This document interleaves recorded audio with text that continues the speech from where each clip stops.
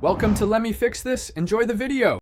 In this video, I will explain how to manage KeySense in your Chrysler Pacifica.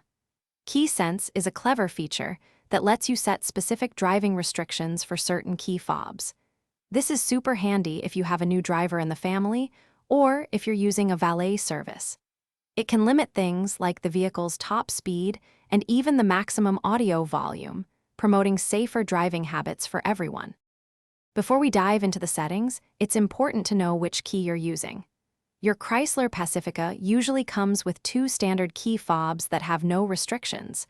If you have a third fob, it's likely the KeySense-enabled one. You can often identify it by looking for the word KeySense printed on the back of the fob itself. This distinction is crucial for managing the feature. To adjust or disable KeySense restrictions, you'll need to start your Pacifica using a standard non-KeySense key fob. Once the vehicle is running, go to your Uconnect touchscreen display. From the main menu, select the Settings icon. Then, look for and tap on the KeySense option.